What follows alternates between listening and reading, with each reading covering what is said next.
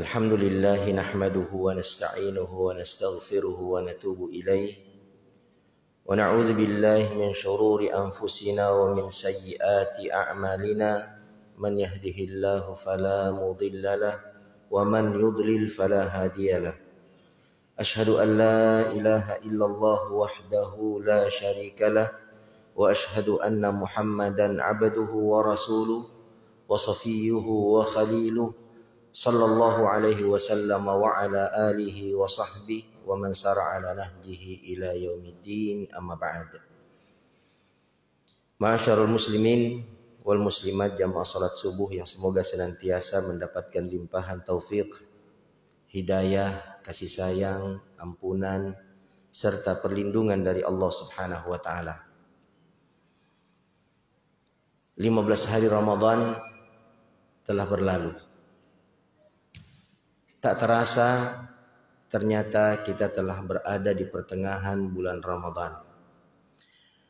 Kalau hari-hari Ramadan itu ibarat lembaran-lembaran buku atau lembaran-lembaran catatan, maka hari-hari yang berlalu itu telah merangkum semua apa yang telah kita lakukan di siang dan malamnya.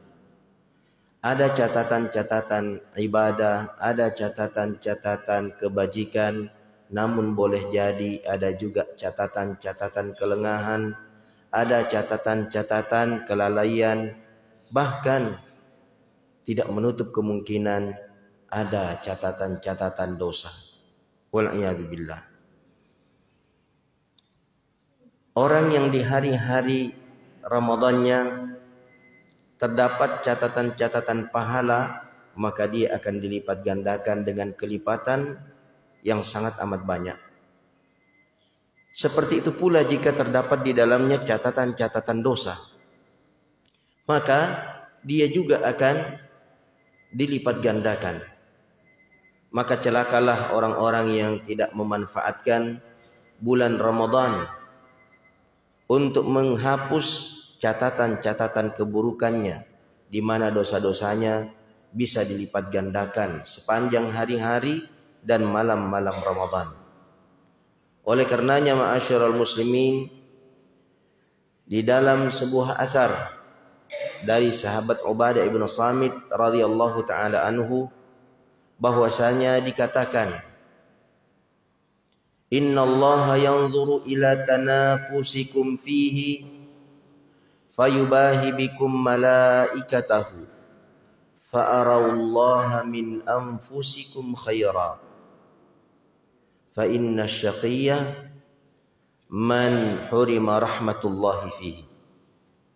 Sesungguhnya di dalam bulan Ramadan itu Allah Subhanahu wa taala hanya akan memperhatikan dan menilai perlombaan kalian, persaingan kalian di dalam melakukan amal-amal ibadah dan amal-amal kebajikan. Persaingan itu yang ingin dilihat oleh Allah, sehingga Allah akan membangga-banggakan kalian di hadapan malaikat-malaikatnya. Itu lihat si fulan, dia semakin meningkatkan semangat beribadahnya, kesungguhan melakukan amal kebajikan. Lalu kemudian dalam asar itu dikatakan fa'arallaha min anfusikum khaira. Maka perlihatkanlah kepada Allah dari diri kalian kebaikan demi kebaikan. Kebaikan yang kita lakukan tidak boleh dibatasi oleh ruang-ruang tertentu. Hanya melakukan kebaikan ketika berada di dalam masjid. Begitu ke pasar, dia lupa dengan kebaikan-kebaikan itu. Berzikir kepada Allah tidak boleh hanya dibatasi pada ruang-ruang ibadah. Pada saat momen-momen ibadah ritual, sebelum dan setelah sholat, sibuk dia berzikir kepada Allah Subhanahu wa taala. Namun ketika dia telah melakukan aktivitas-aktivitas dan rutinitas hariannya, dia lupa kepada Allah Subhanahu wa taala. Dia tidak sebut lagi nama Allah Subhanahu wa taala. Perlihatkanlah pada setiap momen, pada setiap kesempatan, di setiap tempat kepada Allah Subhanahu wa taala bahwa tujuan kita adalah memang untuk melakukan kebaikan.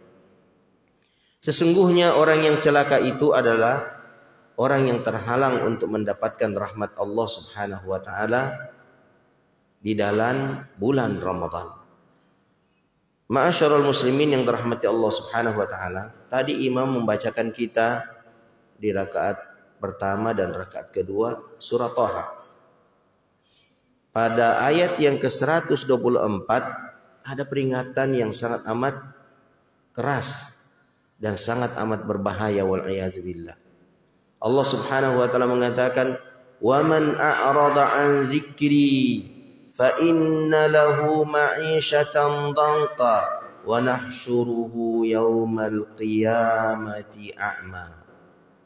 Barang siapa yang berpaling dari peringatanku, dari Al-Quran, maka baginya, kata Allah, kehidupan yang sempit. Allah Subhanahu wa taala mampu membuat kehidupan seseorang itu benar-benar sempit, terjepit, meskipun kita menyaksikan harta kekayaannya berlimpah ruah. Meskipun kita menyaksikan orang-orang banyak memuji dan memujanya, masyhur, terkenal di mana-mana, viral, Allah bisa membuat kehidupan orang itu menjadi sempit sesempit-sempitnya di atas tumpukan harta kekayaan yang dinikmatinya, di atas ketenaran dan kemasyhuran yang ia nikmati. Lalu celakanya ma'asyiral muslimin, orang-orang yang selalu saja berpaling dari peringatan Allah, menjauh dari Al-Quran, bahkan di bulan Al-Quran dia juga enggak peduli dengan Al-Quran. Wa nahsyuruhu yaumal qiyamati a'ma.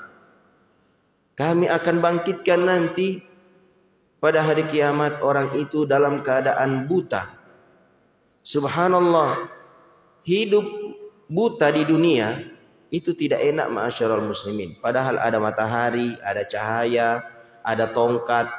Banyak orang yang bisa membantu dan menolong untuk mengarahkan jika seseorang membutuhkan sesuatu. Hidup buta di dunia tidak enak ma'asyiral muslimin. Tersiksa, sulit.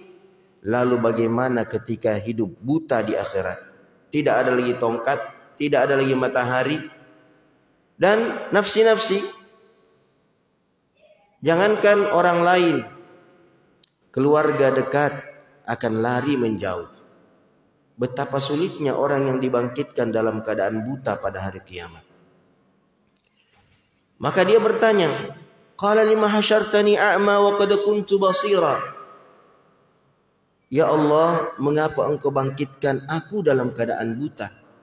Padahal dahulu semasa hidup di dunia aku melihat. Jawabannya, kadzalika atatka ayatuna fanasitaha wa kadzalikal yauma tunsa. Demikian itulah dulu semasa hidupmu di dunia telah datang kepadamu ayat-ayat kami. Di siang hari Allah mendatangkan ayat-ayatnya kepada seseorang, tetapi setiap kali ayat-ayat itu datang menghampirinya, ia melupakannya. Ia tak peduli dengannya. Wa kadzalikal yauma tunsa. Sebagaimana dahulu engkau senantiasa melupakan ayat-ayat Allah, melupakan peringatan-peringatan Allah, maka hari ini kamu juga akan dilupakan. Di dunia ini kadang seseorang tidak merasa takut, tidak merasa cemas kalau ia dilalaikan oleh Allah. Sebenarnya Allah tidak lengah, Allah tidak lalai. Tapi dia merasa bahwa ya Allah kan tidak perhatikan kita. Allah enggak lihat kita. Maka dia tidak merasa cemas. Mengapa? Ada rumana, ada uanna, ada usahana, ada fasilitasnya. Maka perhatian Allah Subhanahu wa taala benar-benar dia tidak pedulikan. Karena dia bersandar dengan materi yang sesungguhnya itu datang dari Allah pula. Tapi nanti di akhirat tidak ada penolong kecuali Allah Subhanahu wa taala. Ketika seseorang sudah tidak memiliki fasilitas apa-apa, maka disitulah dia sangat amat membutuhkan pertolongan Allah Subhanahu wa ta'ala. Tapi sayang, semasa hidup di dunia, dulu dia benar-benar cuek terhadap Allah Subhanahu wa ta'ala. Maka pada saat itu ia pun dicueki, ma'asyiral muslimin. Apa yang menyebabkan seseorang pada akhirnya lupa kepada peringatan-peringatan Allah Subhanahu wa ta'ala? Yang membuat seseorang itu lupa, ma'asyiral muslimin, adalah obsesi dunianya yang demikian besar. Harapan dunianya yang demikian besar, keinginan-keinginan duniawiyahnya yang demikian besar. Itulah yang terkadang membuat seseorang benar-benar lupa dengan peringatan-peringatan Allah Subhanahu wa ta'ala. Kadang kita mengalami hal yang seperti itu. Kalau lagi harapan, obsesi, cita-cita besar kita tentang dunia itu memenuhi ruang-ruang pikiran kita, memenuhi ruang-ruang perasaan kita, maka kita kadang menganggap, ma'asyiral muslimin, peringatan-peringatan Allah itu sepele, kecil. Karena obsesi dunia yang demikian besar. Kadang panggilan azan itu, ma'asyiral muslimin, meskipun dengan pengeras suara, terdengar begitu saja. Ya, terdengar seperti suara deru motor atau deru mobil. Kita dengar, tapi kita nggak paham apa maksudnya. Ya, sama dengan deru motor, kita dengar deru motornya. Deru mobil, kita dengar, tapi kita tidak paham apa maksudnya itu. Memanggilkah dia? Demikian juga panggilan azan. Kita dengarkan seperti mendengarkan suara-suara bising. Makanya ada orang yang marah kalau azan itu berkumandang. Dia menginginkan agar azan itu tidak keluar. Bising dia. Pusing dia mendengarkan suara panggilan Tuhannya. Wal'iyadzubillah. Mengapa? Ada obsesi dunia yang telah memenuhi ruang-ruang pikirannya, menyesaki ruang-ruang perasaannya, yang membuat dia harus melupakan Tuhannya demi kepentingan dunia tersebut. Orang-orang yang seperti ini, ma'asyiral muslimin, haruslah waspada dan berhati-hati. Haruslah menyadari diri bahwasanya kehidupannya di dunia ini hanyalah sementara belaka. Apa yang dia kumpulkan dengan susah payah belum tentu ia nikmati semuanya, tapi yang pasti dia akan pertanggungjawabkan itu semuanya. Celakalah, ma'asyiral muslimin, seseorang yang berlelah-lelah bekerja, memburu obsesi dunianya, lalu mengumpulkan semuanya, setelah terkumpul dia tinggalkan. Itu orang yang paling celaka, ma'asyiral muslimin.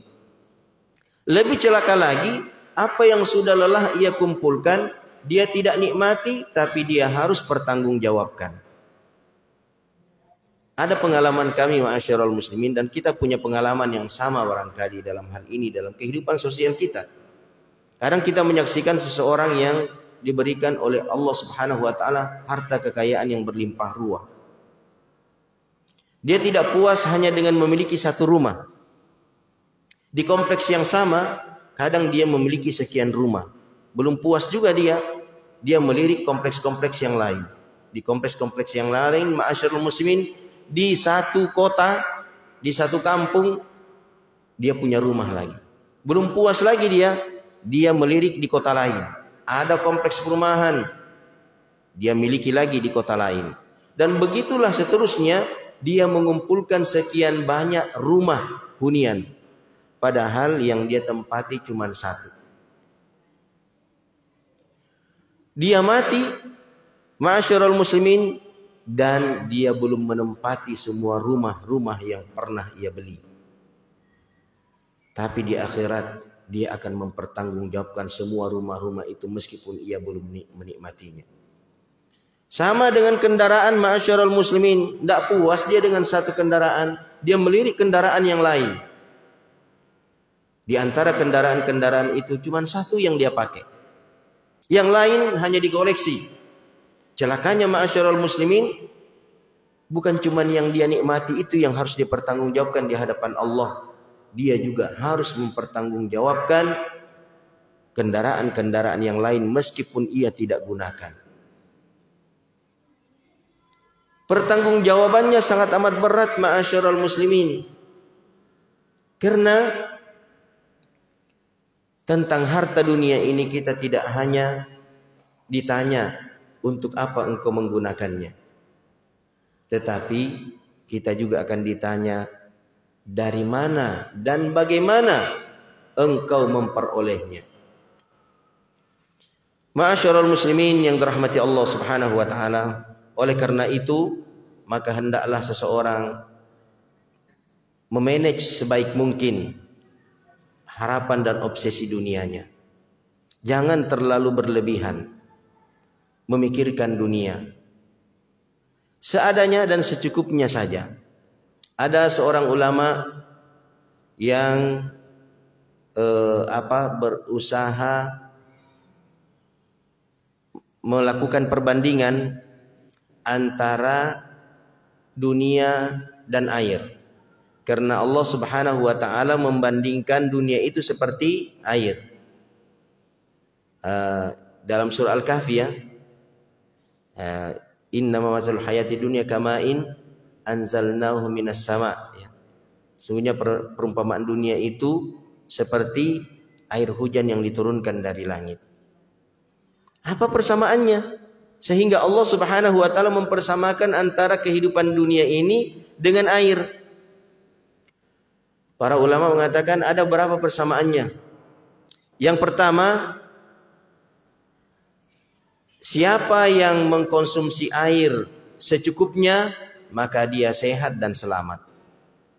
Tapi siapa yang mengkonsumsi air berlebih-lebihan, maka dia akan binasa. Ada orang haus, dia butuh air, betul dia butuh air. Tapi kalau dia minum segelas, 2 gelas, sehat dia, selamat dia.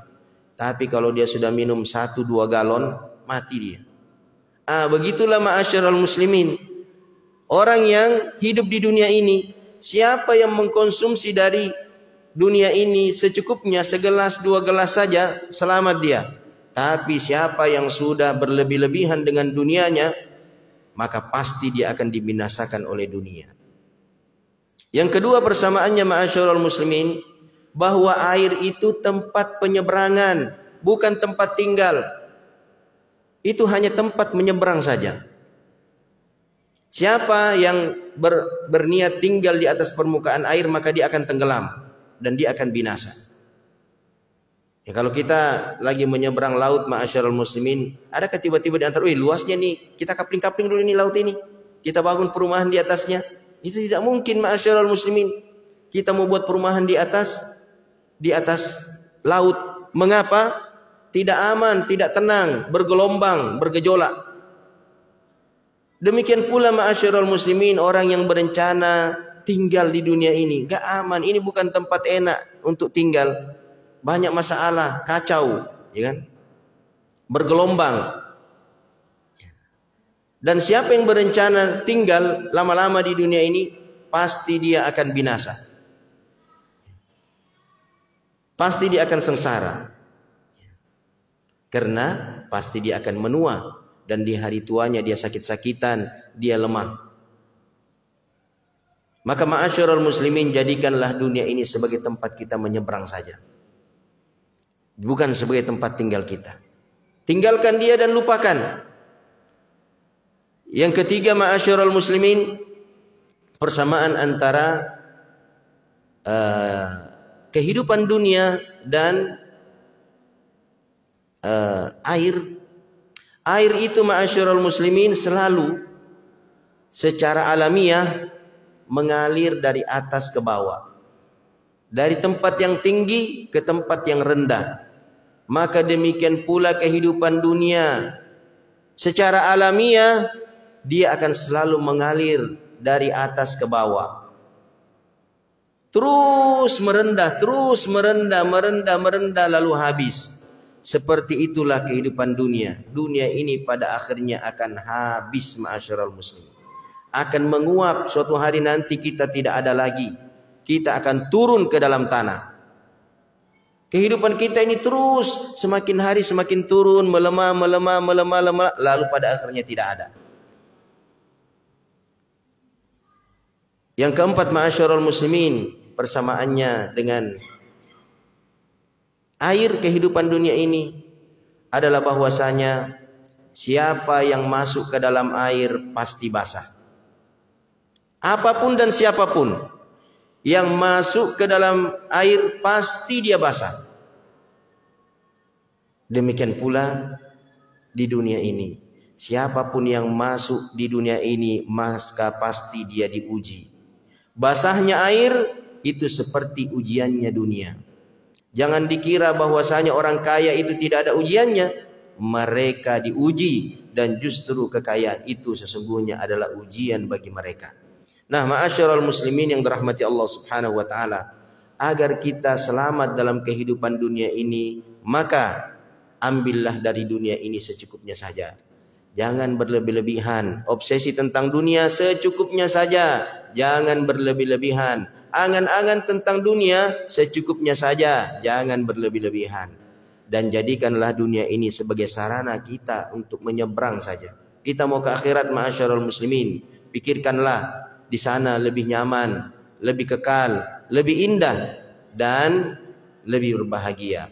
Kemudian ma'asyiral muslimin, hati-hati.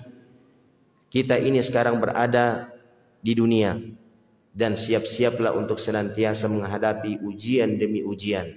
Pastikan bahwa setiap ujian yang kita hadapi, baik kesulitan maupun kesenangan, hanya menghasilkan keridhaan Allah Subhanahu wa taala, karena keridhaan Allah itu adalah tujuan utama. Dan semoga bulan Ramadan ini, ma'asyiral muslimin, ketika kita masuk di 10 terakhirnya, kita panen keridhaan Allah Subhanahu wa taala dengan memperoleh Lailatul Qadar. Kencangkan, gaspol, dan obsesi dunia minimalkan. Nanti di 10 terakhir Ramadan banyak diskon, ma'asyiral muslimin. Tadi putri saya dan istri, dia dapat diskon, ma'asyiral muslimin. Diskon Sofiara 50% masuk di sebelum kesini tadi ini. Dia panggil, dapat diskon kita ini 50%. Bi, antar ya. Ada diskonnya di mall mana itu? Saya bilang celakanya seseorang yang ketika menjelang masuk akhir-akhir Ramadan, puncak-puncaknya Ramadan, justru dia pergi ke tempat yang paling melalaikan dan paling dibenci oleh Allah Subhanahu wa taala. Saya mengatakan, jangan pernah terbujuk, terayu dengan diskon-diskon sebanyak apapun yang ditawarkan oleh ahlu dunia di penghujung bulan Ramadan. Ma'asyiral muslimin yang dirahmati Allah Subhanahu wa taala, semoga Allah mengaruniakan kepada kita keistiqomahan, dan semoga di penghujung Ramadan ini kita diberikan Lailatul Qadar. Amin ya rabbal alamin. Kita sempurnakan dan kita tutup dengan doa kafaratul majlis. Subhanakallahumma bihamdika asyhadu an la ilaha illa anta astaghfiruka wa atubu ilaika. Assalamualaikum warahmatullahi wabarakatuh.